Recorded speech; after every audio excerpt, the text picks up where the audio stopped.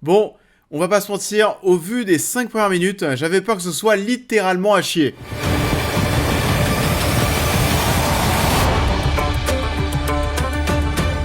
Bonjour à tous, et bah écoutez, j'espère que vous allez bien. On se retrouve aujourd'hui en ce début de semaine pour parler du premier événement télévision de l'année 2026, avec bien entendu le retour de Game of Thrones avec ce spin-off.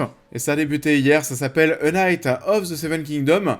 Et oui, on savait alors que ça allait pas être une série Game of Thrones au rabais, parce que on reste quand même voilà, chez HBO, et donc forcément qui dit HBO dit quand même oui bah qualité. Mais c'est une série quand même qui va prendre le contre-pied de ce que l'on connaissait du côté de l'univers.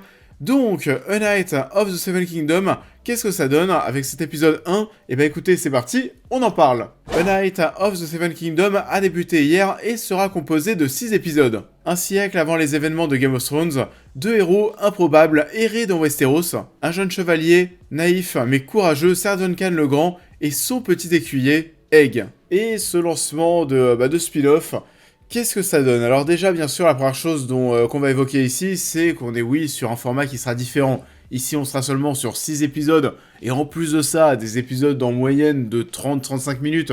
Donc oui, on s'éloigne vraiment de ce qu'on a l'habitude de voir du côté de Game of Thrones, d'House of Dragon, mais j'ai jamais envie de dire qu'on s'éloigne au sens large de ce que nous propose généralement HBO. On s'éloigne du format HBO où généralement on est quand même plus sur des épisodes qui durent 1 heure. On est du coup sur du 6 x 30 minutes avec un premier épisode, celui qui est sorti hier, qui est plus long, qui dure une quarantaine de minutes. Et là, on va aussi s'écarter de ce qu'on a déjà vu auparavant, c'est qu'il n'y aura pas, vous savez, de dragons, il n'y aura pas de fantasy, etc. On est vraiment sur une série qui va se concentrer sur des chevaliers, au vu aussi de la durée des épisodes. Je suis pas sûr, je sais pas encore si on fera une vidéo chaque semaine. Déjà aujourd'hui, on va rester dans le jeu sans spoil. On va parler. Le but c'est de vous donner, vous savez, un ressenti. Et puis bien sûr, si on parle de la série semaine après semaine, et donc on revient chaque semaine sur les 6 épisodes, un épisode après l'autre. Là, on fera que du spoil. On est ici sur une plus petite histoire qui est quand même écrite par l'auteur de Game of Thrones. Et on va suivre Ser Duncan le Grand, qu'on a évoqué déjà 2-3 fois dans Game of Thrones, il me semble, lorsqu'on parle, vous savez, lorsqu'on évoque des héros du passé dans les livres d'histoire, ce personnage est évoqué. Rob me and I'll hunt you down with dogs. You have dogs! I'll get some. Where? Et ce qui va bien sûr le plus ressortir de ce premier épisode, ce qui va le plus marquer, ce sera bien sûr ce ton qui va être, qui est très différent. Il y a bien plus d'humour, oui, c'est pas aussi sérieux, et ça sera certainement pas aussi sérieux que Game of Thrones, House of Dragon, même si je trouve qu'on en fait peut-être un petit peu trop. J'ai l'impression que tout le monde commence à parler, j'ai vu pas mal de ressentis sur les réseaux, j'ai l'impression qu'on essaie de vendre ça comme quelque chose de très très humoristique. Alors oui, il y a de l'humour, mais je trouve pas non plus que ça allait tant que ça. On reste quand même sur quelque chose où on sent en tout cas qu'il y a des sujets qui sont assez dramatiques, c'est assez calme, c'est assez posé, on reprend un petit peu, vous savez, le rythme qu'on avait avec les Game of Thrones ou House of Dragon. Faut dire que oui, c'est vrai que j'avais un peu peur que ça soit bien plus guignolesque, quand tu vois les 5 premières minutes de la série, parce que oui, les 5 premières minutes, on essaye de t'installer, oui, ce ton que l'on connaît, on a la musique, le thème de Game of Thrones qui se met en place, c'est assez bon, tu te dis qu'on va partir sur quelque chose d'épique, et non, finalement, pas du tout, on part sur un gros caca, et alors ça, pour le coup, je peux comprendre que ça puisse diviser, le fait qu'on prenne autant le contre-pied et qu'on chie un petit peu littéralement aussi sur les fans de Game of Thrones qui sont là pour voir du Game of Thrones, ça sera pas le cas ici, mais bon, ouais, pour l'instant, ça va, c'est pas non plus le cirque à Westeros.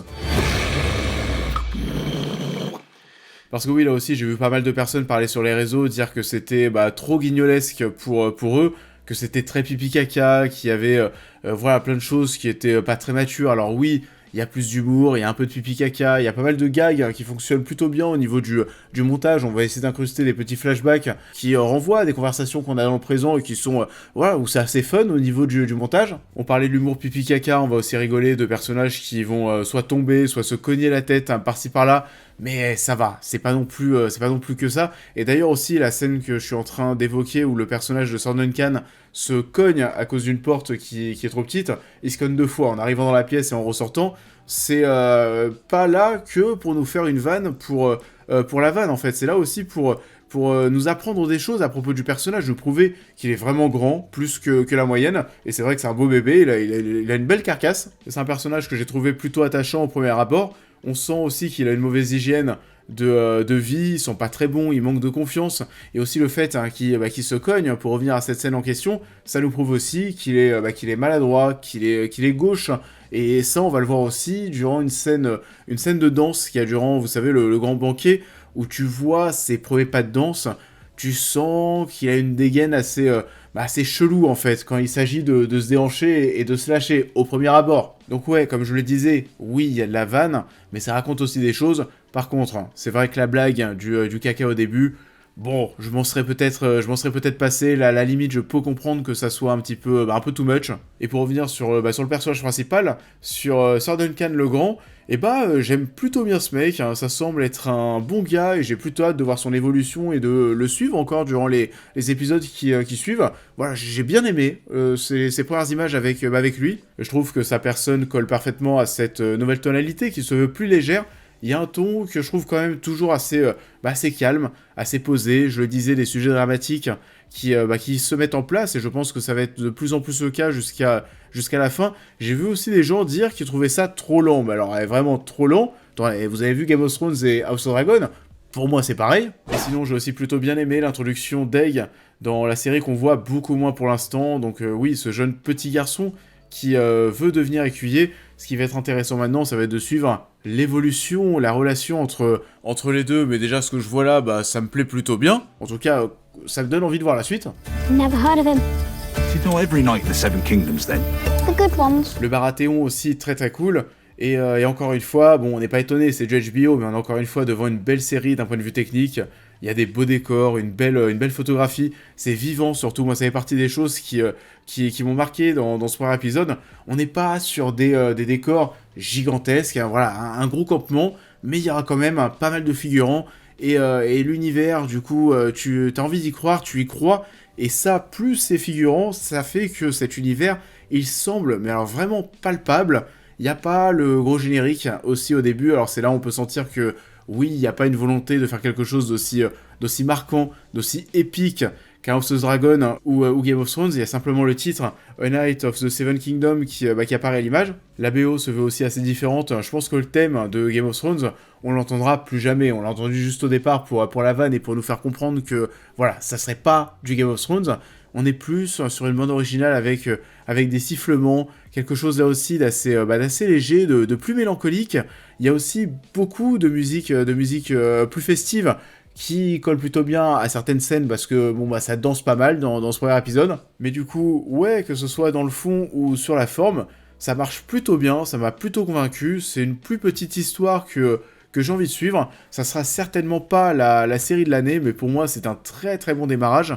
Et j'attends de voir ce que ça va donner, on verra si on en parle semaine après semaine. Comme je le disais, 30 minutes par épisode, je sais pas s'il y aura moyen de faire des vidéos à chaque fois, donc soit on en reparlera semaine après semaine, et on essaiera de faire des petites vidéos, soit on en reparlera à la fin de la saison, et on parlera de tout ce qu'on a vu. Dites-moi en commentaire ce que vous en avez pensé, là aussi j'ai assez hâte de voir ce que ça va donner, parce que vu que ça dénote pas mal, peut-être qu'il y a pas mal de fans de l'univers qui vont tourner le dos à ce spin-off, et je pense que ce serait dommage.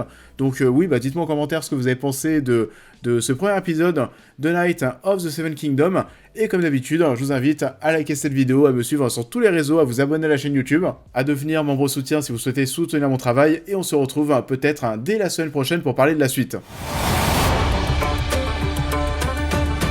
Et donc oui, on reparlera plus tard de la série sur la chaîne, et aussi d'House of Dragon, saison 3, qui arrivera cet été, bien sûr, on en parlera aussi.